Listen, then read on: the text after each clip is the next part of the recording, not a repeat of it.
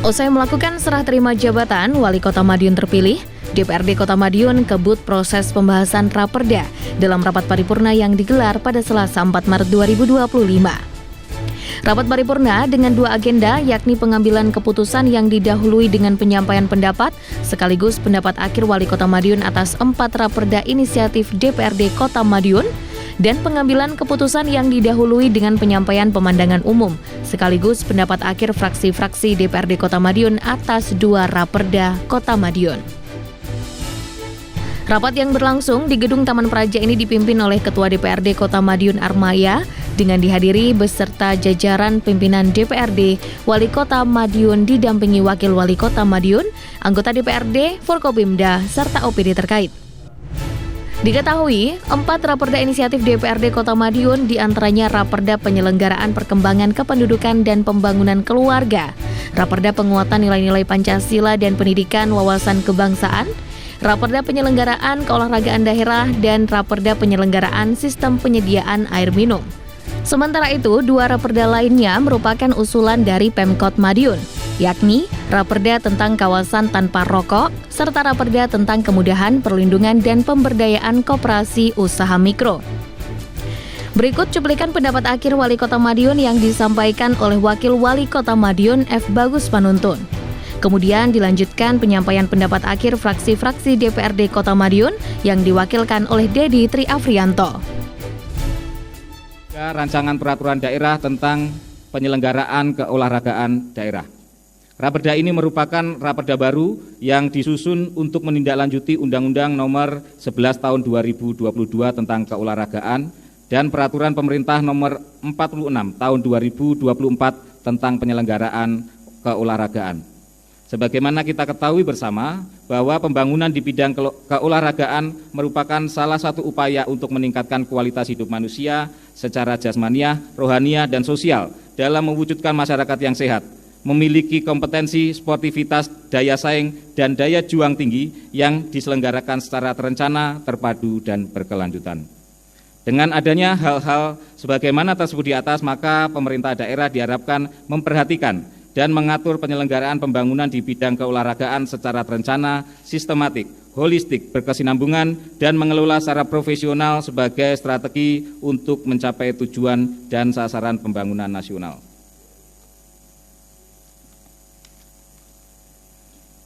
Adapun penyelenggaraan keolahragaan mencakup A. Pembudayaan olahraga, B. Ruang lingkup olahraga, C. Pembinaan dan pengembangan olahraga, D. Pengelolaan keolahragaan, E. Penyelenggaraan kejuaraan olahraga, F. Pelaku olahraga, G. Prasarana dan sarana olahraga, H.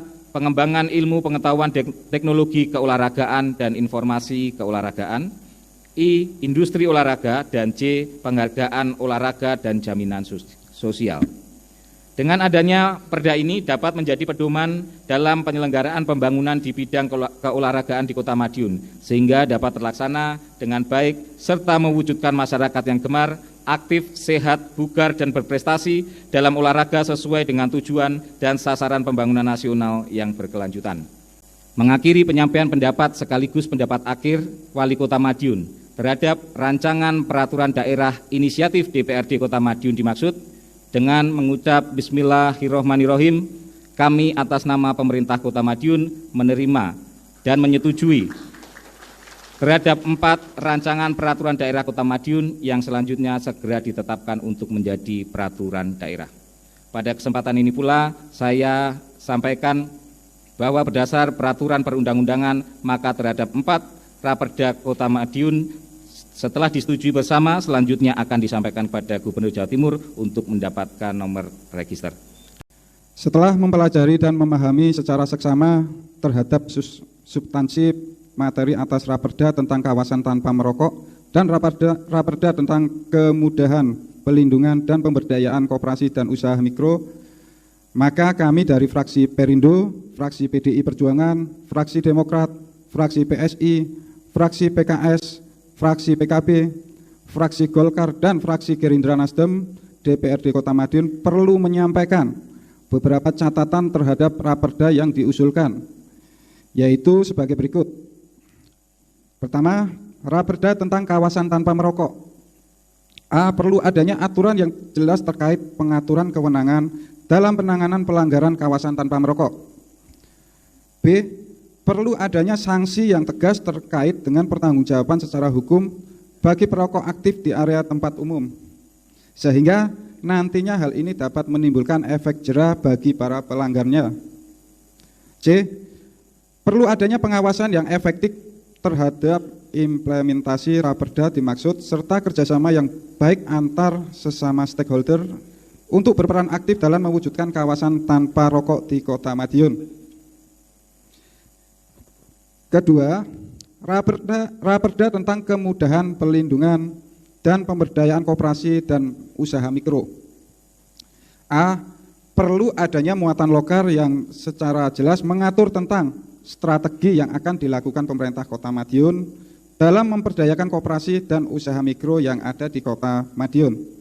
Mengingat ada peningkatan jumlah UMKM dari 23.768 menjadi 24.020 UMKM.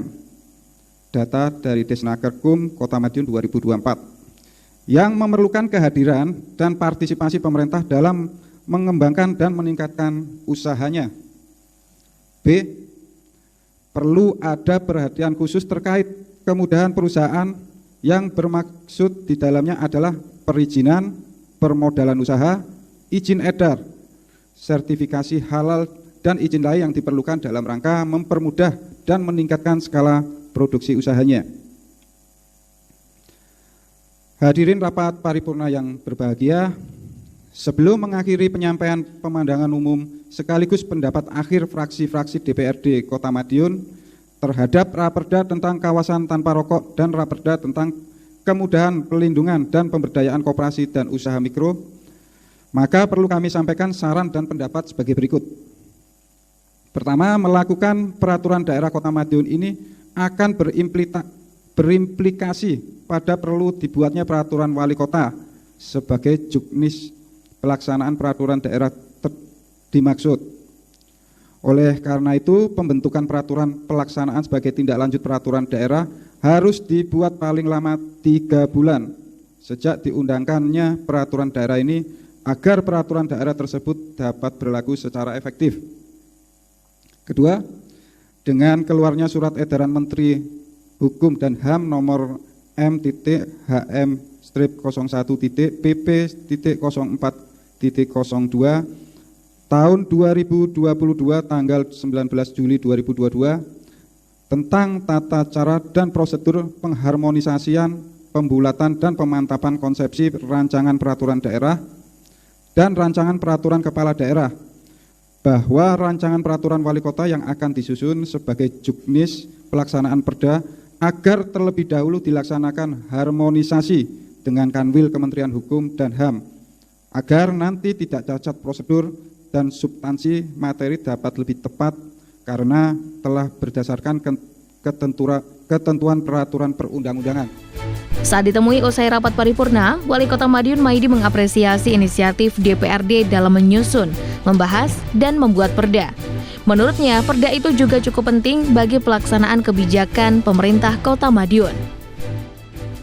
Kota layak anak juga termasuk kota harus sehat, karena dilarang, beberapa kawasan dilarang untuk merokok. Jadi merokok harus ada tempat-tempat tersendiri dan ada tempat-tempat yang lain tidak boleh. Karena apa? Mungkin di tempat-tempat yang nantinya umum itu yang tidak merokok biar tidak berpengaruh dari hasil negatifnya rokok. Salah satunya seperti itu. Sehingga saya sendiri sudah saya taati sampai saya itu tidak merokok. Dengan semakin perkembangan zaman ini cepat, semakin perubahan itu cepat, kita harus ikut merubah. Dan ikut merubah, yang kita rubah ini akan mempengaruhi orang lain. Kita tidak boleh hanya mengikuti perubahan. Dan apalagi kita menjadi korban perubahan. Maka untuk melaksanakan itu semua, maka peraturan ini harus ikut berubah. Karena dengan perubahan yang cepat kita tidak bisa mengikuti, kita akan menjadi korban perubahan.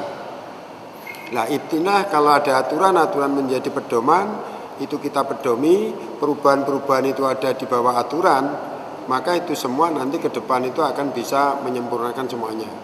Masalah hukum, masalah apa, semuanya akan dilindungi di situ. Yang penting itu. Senada disampaikan Armaya, Ketua DPRD Kota Madiun. Menurutnya, ini merupakan bukti peran dan fungsi legislatif yang produktif. Hari ini sesuai dengan Badan Musyawarah ya, penetapannya 6 raperda ya, 2 raperda dari pemerintah kota dan 4 raperda dari raperda inisiatif dari DPRD. Ini menunjukkan bahwa fungsi legislasi di DPRD itu tidak macet. Jadi menurut kami tetap kreatif ya, tetap berinovasi untuk membentuk suatu raperda yang tujuannya adalah untuk kepentingan masyarakat Kota Madiun. Dan ini kita tunjukkan ya, insya Allah kedepannya kami tetap memproduk ya, membentuk raperda-raperda yang tujuannya adalah untuk mensejahterakan dan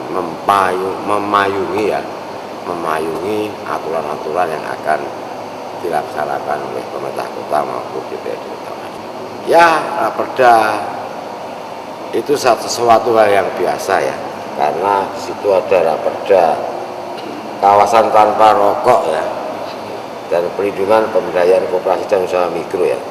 Saya kira sampean-sampean ini yang terutama saya ya perokok ya, tentunya harus hati-hati, dan karena ini fungsi pengawasan sebagai fungsi legislasi, tentunya saya harus introspeksi diri lah. Kalau saya ini perokok harusnya harus bisa menempatkan diri, mana aturan yang harus dipatuhi ya, itulah nanti kita laksanakan dengan baik. Kita daftarkan ke provinsi, ini kan sudah kita sepakati semua, kita dop, nanti kita ke provinsi menunggu hasil fasilitasi dari provinsi. Seluruh perda yang sudah dilakukan pembahasan diharapkan dapat mengakomodasi kepentingan masyarakat Kota Madiun. Andi Hertana, Madiun, Sakti TV.